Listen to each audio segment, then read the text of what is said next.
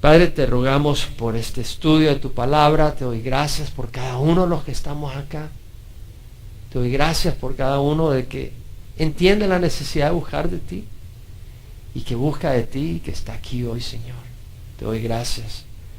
Te ruego, Señor, que tú nos hables, que tú nos enseñes, porque venimos a aprender, a no ser entretenidos, aunque no quiere decir que nos vamos a aburrir, pero no venimos a buscar acción carnal, emocional, o motivación emocional y psicológica. Venimos a oír de ti, Señor, a que tú nos instruyas, nos guíes, nos bendigas física, espiritualmente sobre todo, emocionalmente y espiritualmente, Señor. Lávanos, guárdanos, guíanos, corrígenos, fortalécenos. En nombre de Jesús, amén.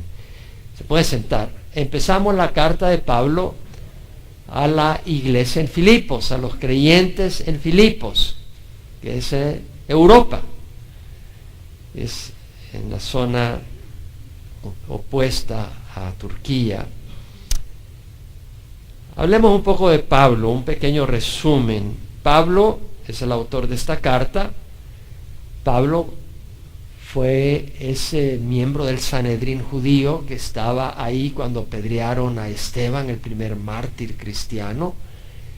Y aquellos que le apedrearon pusieron sus túnicas a los pies de Pablo y él estaba de corazón aprobando el asesinato de Esteban. Era un fariseo apasionado por la ley, se creía justo por observar la ley y veía a Esteban como un rebelde contra el judaísmo, como una amenaza. Así que estaba satisfecho que lo hubieran apedreado y matado. Pero en el año 34 Pablo tiene un encuentro con Jesús camino a Damasco, cuando iba a buscar cristianos para encarcelarlos y poner a algunos a muerte. Ahí tuvo un encuentro con Jesús en el 34. 14 años después, en el año 47 y 48, Pablo realiza su primer viaje misionero partiendo de Antioquía, de Siria, y va a la zona de lo que es Turquía ahora, la zona de Galacia, y visita los lugares de Antioquía de Pisidia, Iconio, Listra y Derbe. En Listra lo apedrean, casi lo matan. Y luego se regresa por esos lugares donde ha fundado iglesias y regresa a Antioquía. Y en el año 49 empieza su segundo viaje misionero, en esa ocasión ya no con Bernabé, porque tiene una disensión con Bernabé, porque en el primer viaje misionero Juan Marcos los había desertado. Y Pablo no quería llevar consigo a Juan Marcos y Bernabé quería llevar a Juan Marcos. Entonces uno agarra para Chipre y el otro agarra para las iglesias que habían fundado en el primer viaje misionero. Así que Pablo va, en este caso con Silas, y visita en el año 49, sale a visitar las iglesias que habían fundado en el primer viaje misionero. Y ese viaje misionero, el segundo viaje misionero, va del 49 al 53. Entonces Pablo visita esas iglesias y luego va hacia el oeste de Turquía, queriendo ir hacia el sur, oeste, que es la zona donde está la provincia de Asia. Pero el Espíritu de Dios le impide. No era el plan de Dios. Pablo va en camino, pero Dios le va diciendo, no, por aquí no te quiero. Entonces agarra para Bitinia, y el Señor le dice, no, no quiero que vayas para Bitinia al norte. Le dice, bueno, Señor, si no puedo ir al norte, no puedo ir al sur, y ya vengo del este, me voy al oeste todavía más. Y se va a Troas, el puerto que está al oeste, en Turquía. Y ahí él tiene una visión donde un hombre le aparece y le dice, ven, ayúdanos. Y Pablo entiende de que había gente necesitando el evangelio en Europa, en Macedonia. Entonces Pablo se embarca y llega en el año 51 a Filipos. Y en ese lugar, al llegar, no había sinagoga siquiera. Entonces él se va a la orilla del río esperando en el día de reposo encontrar algunas personas que se reúnan a orar, algunos judíos que al no haber sinagoga se reunieran a orar, y encuentra algunas mujeres, dentro de ellas a Lidia, y le comparte el evangelio, y Lidia recibe al Señor, y su familia escucha el evangelio, recibe al Señor y se bautizan, y Lidia le dice, por favor, quédate en mi casa.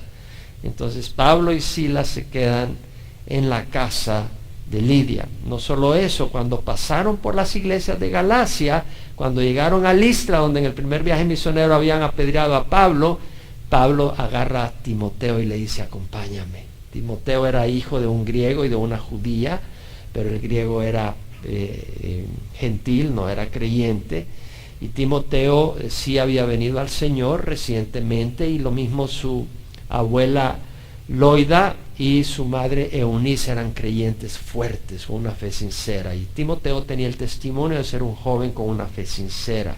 Entonces Pablo se lleva a Timoteo, a este joven, lo va preparando para el ministerio. Entonces llegan a Filipo en el año 51 y cuando iban hacia el lugar de la oración a la orilla del río, hay una mujer, una joven que le da ganancias a sus amos. Y esa joven era divina y por eso traía ganancias y adivinaba. Y cuando ve a Pablo y a Silas, dice: estos son siervos del Dios Altísimo que les explican el camino de salvación, escúchenle.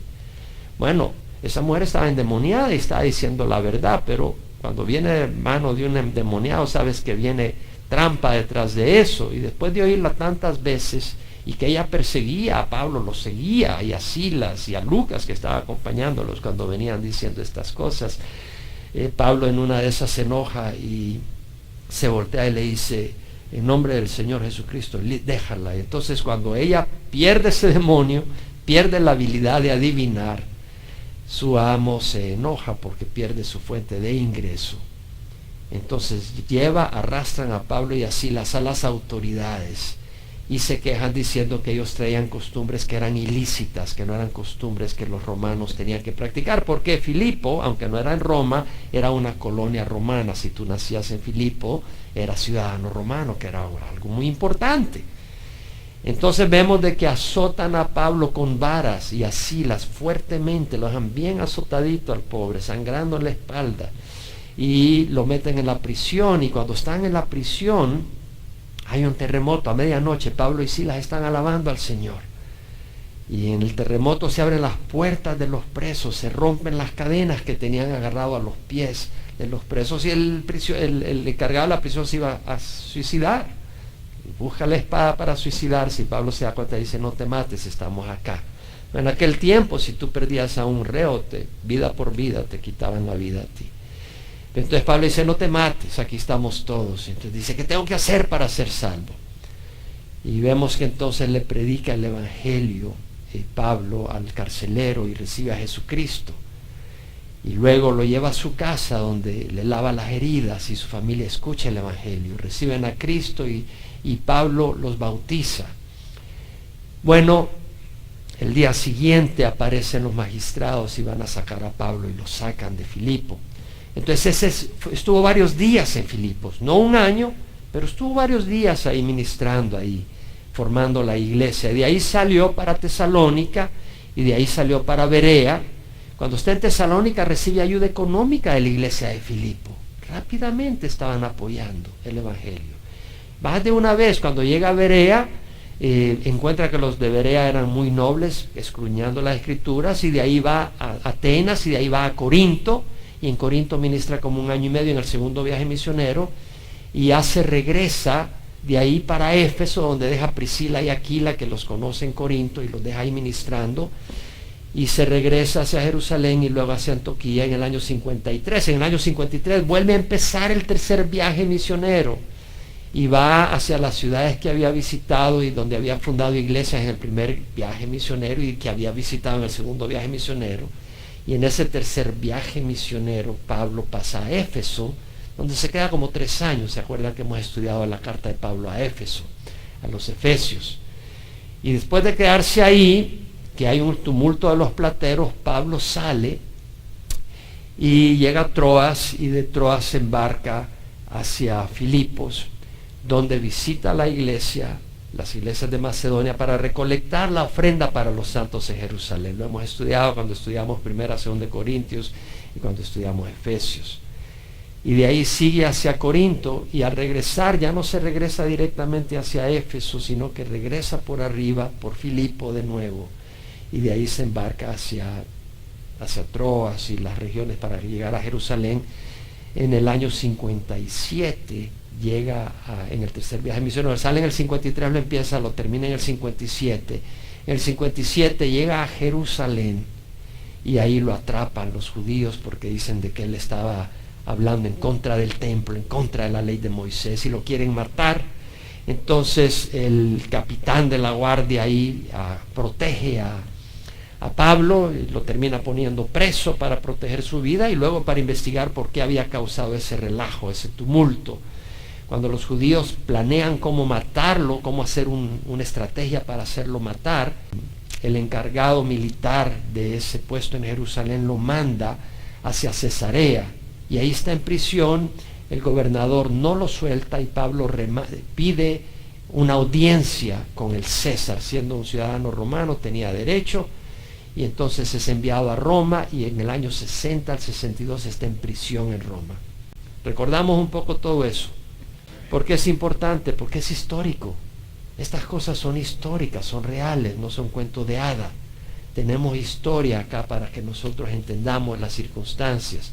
Pablo está en prisión en domicilio, está en una casa alquilada donde él está encadenado con un soldado a una mano y con otro soldado a la otra mano, punto. O sea, así estuvo todo el tiempo. Fue dejado libre después de 2 años, pero después lo vuelven a agarrar y muere ahí por el año 66 al 68, por ahí, que lo matan.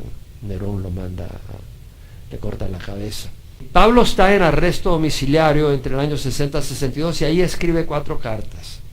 La carta a la iglesia en Éfeso, Efesios, Filipenses, Colosenses y Filemón. Y ahora vamos a empezar con la carta de Pablo a los Filipenses. El propósito de la carta. J. Vernon McGee menciona que la iglesia de Filipos era muy cercana al corazón de Pablo. Pablo tenía un gran amor por esa iglesia, no quiere decir que no amaba a otras, pero sentía un afecto, una ternura, un agradecimiento. Y eso se refleja en su carta. Cuando Pablo fue arrestado en Jerusalén, ahí en el año 57, la iglesia de Filipo perdió contacto de Pablo y ya no supo qué pasó con él por 2 años. Hasta el año 60, que ya supo que estaba en Roma, entonces la iglesia de Filipo, enternecida, manda con Epafrodito una ofrenda para ayudar a Pablo, para ayudarle en ese momento de necesidad. Pablo escribe esta carta para agradecerles y expresar su amor para ellos. Esta carta no necesitó corregir doctrina, como la carta de Pablo a la iglesia en Gálatas, porque a la iglesia de Gálatas habían llegado los judaizantes y ellos estaban abrazando el legalismo en vez del evangelio de la gracia. Y Pablo tiene que corregir doctrina en la carta a los Gálatas. En la carta a los Corintios, Pablo tiene que corregir no doctrina tanto como conducta, una gran inmoralidad, un gran desorden. En el caso de la carta a los Filipenses, Pablo no tiene que hacer correcciones prácticamente, pero expresa su agradecimiento. Robert Leitner, profesor de teología sistemática del Seminario Teológico de Dallas, un buen centro cristiano, dice que esta carta fue escrita para reconocer la ayuda material que Pablo recibió de la iglesia de Filipos. Pablo ya había recibido ayuda económica, ya se lo mencioné, cuando pasó de Filipos a Tesalónica, más de 2 veces, por lo menos 2 veces. Y luego, cuando llega a Corinto, no lo había mencionado, cuando llegó a Corinto en ese segundo viaje misionero, Pablo recibió ayuda económica también. Y ahora está recibiendo ayuda económica en Roma. Pablo está agradecido con ellos.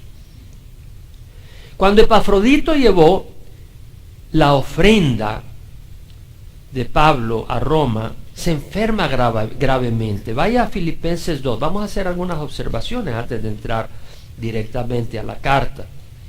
Filipenses 2, 25 al 30. Pablo le escribe y dice: creí necesario enviaros a Epafrodito, mi hermano. Pablo es un apóstol, pero ve a Epafrodito, mi hermano, mi colaborador. Epafrodito era un siervo que trabajaba en la obra del Señor, compañero de milicia. Pablo sabía que es una batalla espiritual. El cristianismo es guerra. Satanás está contra nosotros, es una batalla y tiene estrategias y astucias. Ya lo hemos estudiado en Efesios 6. Tenemos que ser astutos. Nuestra astucia no alcanza la de Satanás, por eso necesitamos la astucia de Jesucristo. Necesitamos el apoyo de Jesucristo, quien también, hablando de Epafrodito, es vuestro mensajero. La palabra es apóstol ahí, vuestro enviado. Epafrodito fue el enviado de la iglesia de Filipos para ayudar a Pablo, y servidor para mi necesidad. La palabra ahí es diácono, es aquel que sirve. Él fue a servir. Epafrodito era un siervo, era un hermano. Versículo 26 dice: él os añoraba a todos vosotros, y estaba angustiado. Vemos que Epafrodito, un gran hombre de Dios, se angustia. Hay algunos que son cristianos plásticos, que si te ve angustiado, oye, ¿qué pasa? Los cristianos nos angustiamos. Los cristianos perdemos sueño, los cristianos nos enfermamos. Aquellos que piensan que porque te enfermas o pierdes sueño es que no tienes a Cristo, no saben lo que es ser la verdad. No conocen la verdad, son hipócritas, son mentirosos. Aquí vemos a Epafrodito, un gran siervo de Dios, y estaba angustiado porque había oído que se había enfermado. Es decir, la iglesia en Filipo estaba preocupada por Epafrodito, porque se dieron cuenta que Epafrodito se enfermó. Entonces, la iglesia estaba preocupada porque amaban a Epafrodito, y Epafrodito estaba angustiado porque amaba a la iglesia y decía, se están preocupando por mí, no quiero que se preocupen por mí. Vemos una preocupación sana de ambos. Es una preocupación sana. Si no tienes esa preocupación es que no te importa la gente. Pues en verdad estuvo enfermo, a punto de morir. Es decir, vemos que acá, en los tiempos de Pablo, había gente que se enfermaba y no necesariamente sanaba inmediatamente.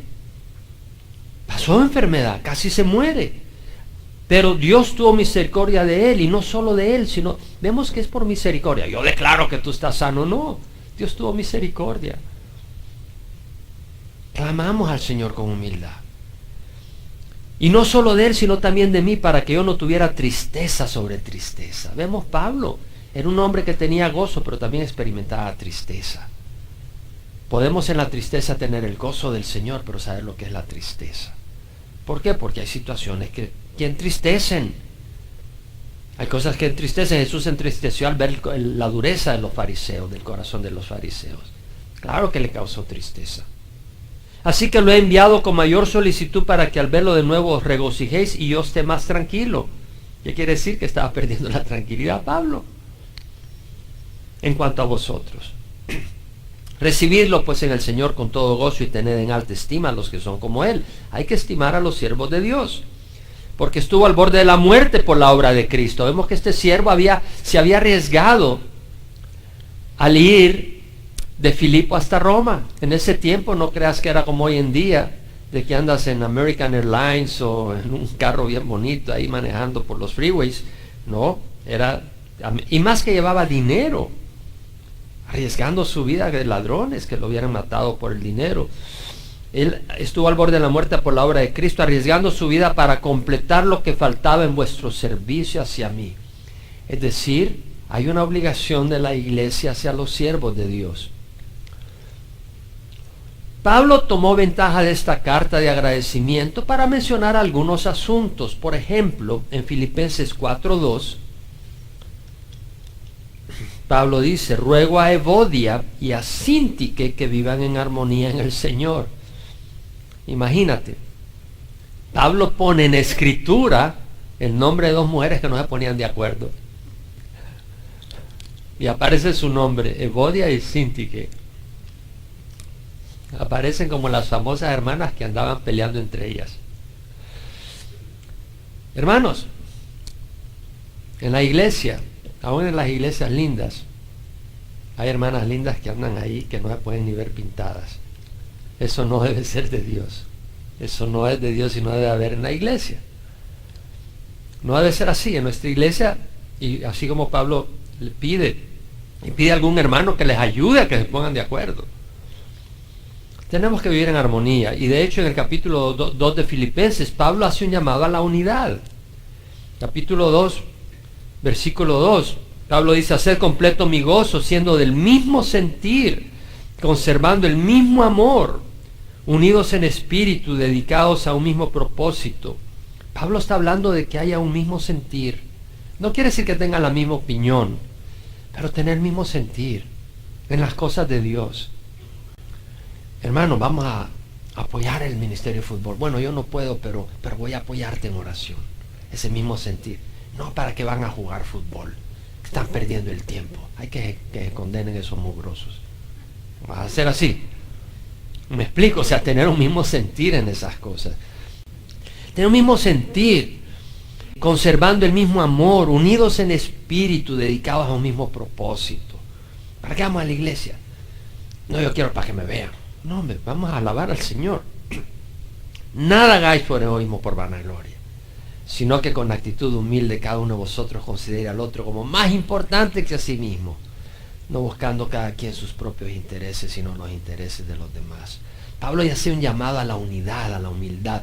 Y Pablo exhorta a velar contra el legalismo. Váyase al capítulo 3 de Filipenses, versículos 2 y 3. Cuidado de los perros, cuidado de los malos obreros. Un perro furioso, un perro rabioso, no lo quieres ver. Y está hablando de que son malos obreros, que son como perros. Cuidado de la falsa circuncisión. ¿Qué está hablando Pablo de la falsa circuncisión? Los judaizantes creían que eran justos después de recibir a Jesús porque observaban la ley de Moisés. Se circuncidaban, no comían animales inmundos, no comían cerdo, tocinito, ni nada de eso. Se abstenían de animales inmundos, no podían comer camarón, coctelito de camarón, nada. Esas tostadas de camarón, nada. Ellos se creían muy santos por eso, se creían muy cercanos a Dios por cumplir la ley. Y entonces le llama la falsa circuncisión, porque eran circuncisos, físicamente eran circuncisos, pero no eran circuncisos de corazón. Porque esa circuncisión había sido hecha con cuchillo, y la que vale es la que es hecha por el Espíritu Santo, cuando el Señor circuncida nuestro corazón. Por eso dice, nosotros somos la verdadera circuncisión. Y está hablando eso a los filipenses, que eran gentiles. Somos la verdad, o sea, no somos circuncidados por afuera, sino de corazón, dice. Que adoramos en el Espíritu de Dios, no en tradiciones muertas, sino gloriamos en Cristo Jesús. No en el pastor, mi pastor, o el Papa, o Chuck Smith. No, yo me glorío en Cristo Jesús, amén. No poniendo la confianza en la carne. Esta carta es importante. Primero habla de conflicto. No primero, pero menciona conflicto, ¿verdad? Cuidado del conflicto dentro de la iglesia. Segundo, vemos que hace un llamado a la unidad. Necesitamos tener humildad y ser unidos. Los exhorta a velar contra el legalismo. No, que las hermanas no pueden venir en blue jean. Que no puede usar perfume. Por favor, use un poco de perfume. Y luego Pablo exhorta a no correr una vida tras las cosas mundanas. En Filipenses 3, 17 al 21, Pablo dice, hermanos, sed imitadores míos y observad a los que andan según el ejemplo que tenéis en nosotros. Porque muchos andan, como os he dicho muchas veces y ahora lo digo, llorando, que son enemigos de la cruz de Cristo. Enemigos de la cruz. O no, pueden andar una cruz en el cuello. Váyase a Copacabana, allá en Brasil. Carnaval de Río, te aseguro que mucha gente anda con su cruz en el cuello. Allí en el gran desorden. Vétete a la Semana Santa a nuestros países, por lo menos en El Salvador. Y yo amo a mi país. Pero vétete en Semana Santa a la playa, todo el mundo anda en el cuello, ahí con la pulum pulum, haciendo los grandes órdenes y poniéndose las grandes bebidas. O sea, no, son enemigos de la cruz. Tienen una cruz colgando en el cuello, pero son enemigos de la cruz. ¿Qué dice la cruz? Crucificar la carne y caminar en el Espíritu. Y es lo que dice Pablo. Muchos andan, como lo he dicho muchas veces y ahora lo digo, enemigos de la cruz, cuyo fin es perdición. No te dejes engañar. De Dios nadie se burla. Todo lo que el hombre siembra, eso también segará. El que siembra para la carne, de la carne segará corrupción. El que siembra para el Espíritu cosechará vida eterna. Cuyo Dios es su apetito. Todo es que vamos a comer. Cuya gloria está en su vergüenza, los cuales piensan solo en las cosas temporales. Entonces Pablo, pero después dice, nuestra ciudadanía está en los cielos, donde ansiosamente esperamos a un Salvador, el Señor Jesucristo. Entonces Pablo habla del conflicto entre creyentes, habla de la necesidad de unidad, habla de la exhortación a velar contra el egoísmo. Cuidado. Hoy escuchaba a un pastor que decía, estaba predicando, decía, aquí hay unos que son bien pecadores, han sido bien pecadores. Hay algunos de ustedes que han sido bien malos, han hecho cosas muy malas, decía. Y vos te crees santito, para que le estés diciendo así. Yo diría, habemos algunos que hemos hecho cosas muy malas. Aquí habemos algunos que somos bien pecadores, o fuimos bien pecadores. Espero que Dios nos ha cambiado. Porque si no te ha cambiado, entonces sí, estás frito. O sea, Dios cuando entra cambia. Pero Pablo en esta epístola enfatiza el gozo. Y eso es bien importante. En Filipenses 3:1 dice, Por lo demás, hermanos míos, regocijaos en el Señor. Y en 4, regocijaos en el Señor siempre. Pablo enfatiza la necesidad de los creyentes de regocijarnos en Cristo. Esta epístola te va a ayudar a tener gozo. Warren Wiersbe dice, al pesar de sus circunstancias difíciles como prisionero de Roma, Pablo se regocija. El secreto de su gozo, oye bien, el secreto de gozo es una mente consagrada, no dividida. ¿Qué es el secreto del gozo? Una mente consagrada, no dividida. El que vive para Cristo y el Evangelio no puede estar sin gozo. Cristo es mencionado 18 veces en el primer capítulo de Filipenses. Cuando vi que Warren Wiersbe dijo eso, dije, voy a chequear. Yo en la madrugada me puse a contar. 18 veces aparece. 18 veces aparece el Señor Jesús mencionado. 18 veces. ¿Cómo no va a tener gozo Pablo? Si lo que tenía, lo que brotaba de él era mi Señor Jesús. Había gozo. 18 veces. 6 veces menciona el Evangelio. El Evangelio. ¿Qué quiere decir tener una mente consagrada? Una mente consagrada no quiere decir de que, ay, voy a ir para que me eche agua bendita el cura, ya estoy consagrado. No. Quiere decir dedicada. Dedicada mientras Cristo sea glorificado y el Evangelio proclamado. ¿Qué importa lo que me pase a mí? ¿Me oyeron lo que es tener una mente consagrada? Mientras Cristo sea glorificado, mientras Cristo sea glorificado y el Evangelio proclamado, ¿qué importa lo que me pase? Ahora a ver si es cierto, ¿verdad? En aquellos que tienen la mente consagrada es cierto.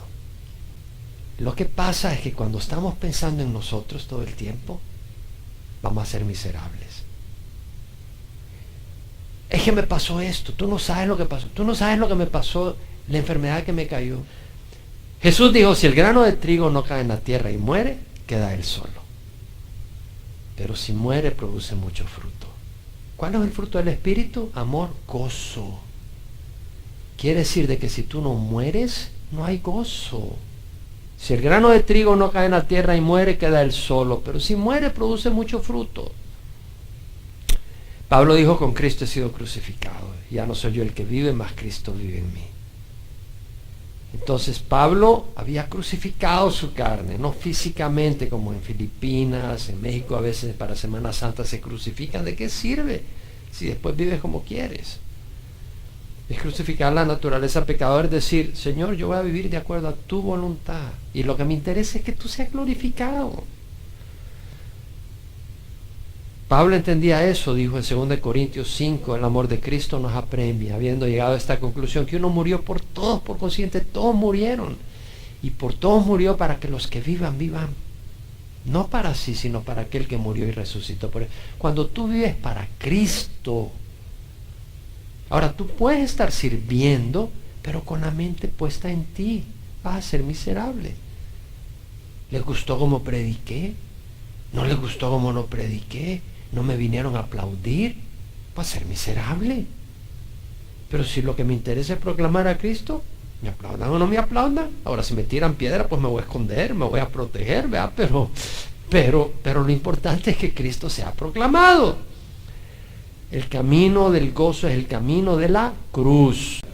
Gálatas 5, 22, 23 dice, el fruto del Espíritu es amor, gozo, paz, paciencia, benignidad, bondad, fidelidad, mansedumbre y dominio propio. Contra esas cosas no hay ley.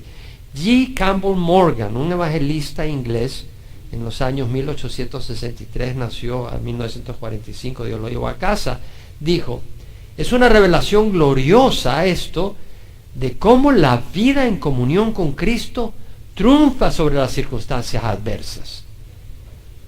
El triunfo no está en una indiferencia, estoy casi, yo sé que estoy así, que con tanto problema, pero yo estoy en victoria, hermano. No, que vas a andar en victoria todo amargado que te ves. Sino más bien es el reconocimiento de que las condiciones aparentemente adversas, cuando están bajo el dominio del Señor, son aliadas para nuestra alma y ministros de victoria. Las circunstancias difíciles nos moldean en las herramientas y las armas que Dios quiere usar para su gloria. ¿Podemos decir amén? Amén. Y estas cosas son las que queremos aprender, aplicarlas a nuestra vida. A ver, versículo 1. ¿Quieren ver versículo 1? Pablo y Timoteo, siervos de Cristo Jesús, a todos los santos en Cristo Jesús que están en Filipos, incluyendo a los obispos y diáconos. Pablo y Timoteo, siervos de Cristo Jesús. Pablo incluye a Timoteo en su saludo. ¿Por qué? Porque Timoteo, ¿se acuerdan que lo había agarrado en su segundo viaje misionero? Allá en Listra, cuando fue camino a Filipo. Entonces, Timoteo había estado en Filipo. Y Timoteo no le da la espalda a Pablo cuando está en arresto domiciliario en Roma. Ahí está Timoteo, su discípulo, no le dio la espalda. No, ya agarraron a Pablo, ahora me voy a ir a pescar. Ahora me voy a ir a pasear a Hawái. No. Estaba ahí a la par de Pablo. Pablo y Timoteo, siervos. ¿Qué dice? Siervo. Y la palabra es dulos. ¿Puede decir dulos? Dulos. Y la palabra quiere decir esclavo, alguien que está atado. Viene de la palabra atar. Entonces vemos que él se reconoce como un esclavo, alguien al servicio de la voluntad de su amo, sin derechos personales. Es la posesión de su amo. Un esclavo es posesión de su amo. Pablo se reconoce, él y Timoteo, como siervos de Cristo Jesús. Todos somos siervos de algo. Todos estamos siendo gobernados por algo o por alguien, ya sea las pasiones de la carne. Ay, no, pero es que si esto, yo tengo que correr a hacer esto, porque mi carne es esto. Entonces la carne es la que te gobierna. Tú eres esclavo de la carne. O el alcohol. No puedo vivir sin el alcohol. Me tengo que echar un trago, hermano. Me tengo que echar un trago porque no me muero. El alcohol se vuelve tu jefe. O puede ser el sexo. Y cuando sientes ese impulso sexual, nadie te detiene. ¿Qué voz dirige nuestros pasos? ¿La de la carne, que busca placeres y caprichos? ¿O la de Jesús? No quiere decir que no me pongas cara de santito. Todos tenemos tentaciones, ¿sí? Todos. Algunos no se ríen. Están, uy, pastor, ¿qué está hablando? Yo nunca soy tentado. Pero algunos de nosotros somos tentados. Pero ¿sabes la diferencia? Está en los que somos guiados por el Espíritu y los que son guiados por la carne. O la carne es tu jefe o es Jesucristo. Y Él nos da el Espíritu para no ser esclavos de la carne. Entonces, Pablo dice a todos los santos en Cristo Jesús que están en Filipos. ¿Qué dice? Todos los santos en Cristo Jesús. Es decir, si no estás en Cristo Jesús no es santo. La palabra santo es agios. La palabra agios quiere decir apartado. Santo quiere decir apartado para el propósito de Dios. Un instrumento del templo era santo. ¿Por qué? Porque estaba apartado para las cosas del templo de Dios. El templo era santo porque era apartado para traer gloria a Dios. Los apóstoles y profetas se consideraban santos en el sentido de que estaban apartados para el servicio de Dios. Y todos los miembros de la iglesia en Filipo eran santos. ¿Por qué? Porque estaban apartados para Jesucristo. ¡Qué bendición! Ahora mira, dice, santos todos los que están en Cristo Jesús. ¿Quiénes son los que están en Cristo? ¿Cómo puedo estar en Cristo? Jesús en su oración sacerdotal, ese día antes de morir, dijo, Padre, santifícalos en la verdad. Tu palabra es verdad. Santificado es apartado de la inmundicia del pecado. Porque sí, somos santificados por la sangre de Jesús. ¿Cierto? La sangre de Jesús nos limpia de toda impureza. Pero también somos apartados para el servicio de Dios. Y si somos santificados por la sangre de Jesús, no vamos a patear la sangre de Jesús porque le ha costado a Jesús su sangre. Y no vamos a caminar en pecado porque estamos apartados para los propósitos de Dios. No quiere decir que no tropecemos, pero vamos a caminar en rectitud. ¿Vemos la diferencia? Entonces, vemos que somos santos en Cristo Jesús. ¿Por qué? Porque estamos en su palabra, que es la que nos santifica, que es lo que nos aparta del pecado. Estamos en la palabra del Señor. Estamos en Jesús, obedeciendo, oyendo su palabra, viviendo en su palabra. Veamos que el santo no existe en la Biblia en el sentido de la Iglesia Católica, porque en la Iglesia Católica sos santo cuando ya te mueres, entonces ya te hacen santo. Pero estos no estaban muertos. Mira lo que dice: a los santos en Cristo Jesús que están ¿en dónde? En Filipos. No se habían muerto, no estaban en el cielo. A los santos en Cristo Jesús que están en Filipos. Es decir, uno es santo aquí, y si no eres santo aquí, no lo eres allá. Ahora bien, si estamos en Cristo ya no somos lo que éramos, porque Pablo dice, si alguno está en Cristo, nueva criatura es. Entonces vemos que dice a los santos que están en Filipos, incluyendo a los obispos y diáconos. La palabra obispo en el griego es episcopos. ¿Puede decir episcopos? ¿Han oído ustedes, por ejemplo, en la iglesia tradicional que dice la casa episcopal? ¿Han oído esa palabra? De ahí viene episcopo. ¿Puede decir episcopo? La palabra episcopo quiere decir obispo, supervisor. Ahora vamos a explicar qué quiere decir. La palabra episcopo viene de dos palabras. Epi, ¿puede decir epi? Y scopos. Scopos, ok. Entonces, epi quiere decir sobre. Por ejemplo, en el inglés, la King James, aparece 196 veces traducido on. Una preposición on, o upon something. 159 veces. Quiere decir sobre. Y scopos, ese significado es un observador, un vigilia que está observando. También quiere decir una marca que uno ve, una meta a la cual uno fija la mirada.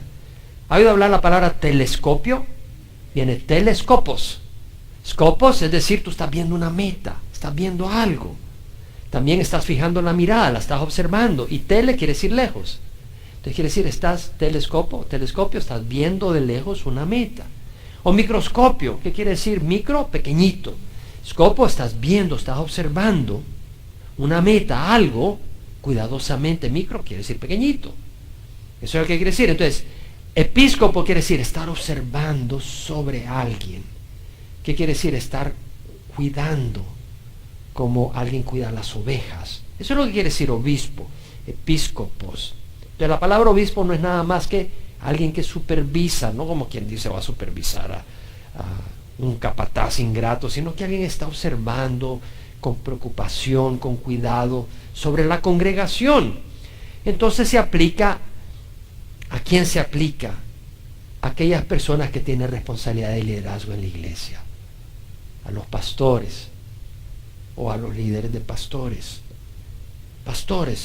a los ancianos dentro de la iglesia, aquellos que tienen autoridad espiritual dentro de la iglesia, responsabilidades pastorales. Veamos en el capítulo 20 de Hechos, el versículo 17, en el tercer viaje misionero, cuando Pablo va a regreso a Jerusalén, dice, desde Mileto mandó mensaje a Éfeso y llamó a los ancianos de la iglesia. Los ancianos, Pablo le va a hablar a los ancianos de la iglesia y se reúnen con él en Miletos. Ahora veamos en el versículo 28, donde les dice, tened cuidado de vosotros. ¿Cuál es la responsabilidad de los ancianos? Cuidar a las ovejas, pero también cuidarse a ellos mismos. Nos tenemos que cuidar, ¿saben por qué? Pues si no nos cuidamos nos lleva la corriente. O sea, no tenemos la astucia que tiene Satanás, tenemos que cuidarnos, tenemos que estar orando y velando. Entonces dice, tened cuidado vosotros y de toda la grey, el rebaño, en medio de la cual el Espíritu Santo se ha hecho, ¿qué dice? Obispos, episcopos, es la misma palabra. ¿Ah? Entonces tened cuidado de la grey, el rebaño, para pastorear la iglesia de Dios, la cual Él compró ¿con qué? Con su propia sangre. La iglesia de Dios, Dios nos ama, hermanos. Él nos compró con la sangre de Jesucristo. Sé que después de mi partida vendrán lobos feroces entre vosotros, entre los mismos ancianos, pastores, se levantarán lobos feroces que no perdonarán el rebaño. Así pasa en las iglesias. Hay pastores que son lobos y ahí están las ovejitas felices y las están despedazando. Y dice, no, de entre vosotros mismos se levantarán algunos hablando cosas perversas para arrastrar a los discípulos tras ellos. Por tanto, está alerta, recordando que por 3 años de noche y de día no cesé de amonestar a cada uno con lágrimas. Pablo dice, ahora os encomiendo a Dios. Un obispo, un pastor, un anciano, tiene que estar de Dios agarrado, no de una organización. Somos parte de una organización, pero nuestra fidelidad principal es ¿con quién? Con Dios. Pero si tú no conoces a Dios, si tú no tienes una relación personal con Dios, si tú no buscas de Dios, ¿cómo puedes pastorear una congregación? ¿Cómo puedes ser un líder en una congregación? ¿Cómo vas a estar encomendado a Dios si ni lo buscas ni oyes de Dios? Tienes que estar encomendado a Dios. Pablo dice, encomienda a Dios y a la palabra es su gracia. Por eso los pastores tenemos que estar buscando la palabra de Dios. ¿Por qué? Porque es la palabra de Dios. Entonces dice obispos para pastorear la iglesia de Dios. Mira lo que dice, que es poderosa para edificaros. La iglesia es para ser fortalecido, ser edificados. ¿Con qué? Con Dios, Dios y su palabra. Y daros herencia entre los santificados. Ni la plata, ni el oro, ni la ropa de nadie codiciado. No está codiciando dinero, Pablo. Y vete a primera de Pedro, donde Pedro también, capítulo 5, versículo 1 dice, por tanto a los ancianos entre vosotros, un anciano era un episcopo también, a los líderes, pero líderes pastorales, que es distinto al diácono. Exhorto yo, anciano como ellos y testigo de los padecimientos de Cristo y participantes de la gloria que ha de ser revelada, pastoread, pomaíno. La palabra pastoread, pomaíno, quiere decir velad por ellos, alimentarlo, cuidarlo, preocupar por el bien espiritual de ellos, velando por él, por el rebaño, velando, episcopeo, de la palabra episcopo, velando, supervisando, velando por él, no por obligación, sino voluntariamente, como quiere Dios, no por la avaricia del dinero, sino con sincero deseo, tampoco como teniendo señorío sobre los que han sido confiados, el rebaño ha sido confiado a los ancianos, a los pastores, sino demostrando ser ejemplo del rebaño. Tenemos que ser ejemplo, no podemos decir, como oí que decía alguien, haga como yo digo, pero no haga como yo hago. Si yo digo una cosa, que haga, si yo hago otra, no tiene sentido. Y cuando aparezca el príncipe de los pastores, recibiréis la corona inmarcesible de gloria. Asimismo, los más jóvenes están sujetos a los mayores. Vemos la humildad, sujetarse a los líderes. No está hablando de mayores en edad, sino en autoridad espiritual. Y revestidos de humildad en vuestro trato mutuo, porque Dios resiste a los soberbios, pero da gracia a los humildes. Entonces vemos acá la palabra episcopo. Y luego dice, incluyendo a los obispos y diáconos. Incluyendo a los obispos y diáconos. La palabra diácono, ¿sabe cuál es en griego? Diácono. Y la palabra quiere decir un siervo, alguien que recibe las órdenes de su jefe. Tal vez alguien tiene sus terrenos, tiene su mujer, sus hijos, y esta persona, este siervo, sirve la mesa de ellos. Es como alguien que lleva a cabo órdenes de su jefe. No es esclavo, pero está al servicio de su jefe. Y nosotros, los pastores, los maestros bíblicos, somos diáconos en el sentido que estamos sirviendo el alimento a la novia de Cristo, ¿no? Estamos sirviendo el alimento a los hijos de Dios. En ese sentido somos diáconos, pero la palabra diácono aquí no se refiere solo en ese sentido, sino que se refiere a aquellas personas que tienen responsabilidades de servicio dentro de la iglesia. No necesariamente pastorales, a ellos se les llama pastores o ancianos, sino a los que tienen responsabilidades de servicio. Entonces vemos que le está diciendo a los diáconos y a los obispos. Como hemos visto, este es un libro histórico. Esta es una carta real del apóstol Pablo a la iglesia en Filipo, donde habla de la necesidad de unidad, la necesidad de humildad, de ponernos en armonía unos con otros, de no correr tras los placeres de la carne, pero vivir en el Espíritu, y una epístola de gozo. Y ese gozo no existe si tú eres el centro de tu mundo. Ese gozo existe cuando Cristo es todo. De manera que si estás medio enfermo, ¿qué importa mientras Cristo sea glorificado? Si estás encadenado en prisiones, ¿qué vamos a hacer? Dios me puede usar así también. O sea, hay tantas oportunidades para tener ese gozo del Señor, tantas oportunidades de expresar ese gozo, porque no somos afectados por las circunstancias, sino que somos afectados por Cristo Jesús. Realmente, hermanos, si tú no tienes gozo en el corazón, es porque hay algo que está ocupando el puesto de Cristo. Porque Cristo siempre nos va a traer gozo. Y no digo que no puedas pasar momentos tristes, no digo que no vas a pasar tentaciones, pero falta de gozo es falta de un fruto del Espíritu. Y falta de fruto del Espíritu es porque la carne está gobernando. Y cuando la carne gobierna no puede haber fruto del Espíritu. Cuando el Espíritu gobierna hay fruto del Espíritu. Y el fruto del Espíritu es amor, gozo. Y queremos ser gozosos. ¿Y sabes qué? El gozo se halla en el servicio a otros, pero no como una manera de pasar el tiempo, sino como una reflexión de amor hacia los demás. Y cuando lo hacemos hay gozo. Vamos a cerrar los ojos, vamos a apagar la luz. Yo te invito, si no tienes a Cristo, no puedes conocer lo que es el gozo del Señor. Yo te invito a que experimentes el gozo del Señor. Pero no puedes experimentar el gozo del Señor si no conoces al Señor. Lo único que puedes experimentar es el temor de que el juicio de Dios viene contra ti, que no estás limpio. El Señor te limpia de todo pecado. Si le pides perdón por tus pecados, Él te perdona y te recibe. Para eso murió Cristo en la cruz. Recibe a Jesús hoy conmigo. Ora conmigo donde estés. Padre Santo, te ruego perdón por mis pecados.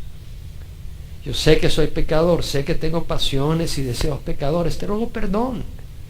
Yo no puedo cambiarme, pero tú me puedes cambiar. Yo no puedo ser suficientemente recto, Señor, para que tú me aceptes. Por eso vengo a la cruz, para que tú me laves con tu sangre. Para eso pagaste en la cruz, porque yo no soy bueno, tú eres bueno. El bueno murió por el impío, para que el impío que no puede entrar al cielo, pueda entrar al cielo por la muerte del bueno. Señor, abro mi corazón. Te pido que me laves de mi pecado. Tu sangre es preciosa y capaz. Hoy te recibo como Señor y Salvador. Pongo mi fe en mi salvación en ti, porque dice tu palabra, todo el que clame el nombre del Señor será salvo. Todo el que invoque el nombre del Señor será salvo. Yo te invoco como Señor y Salvador. Te recibo, Padre, en nombre de Jesús. Amén.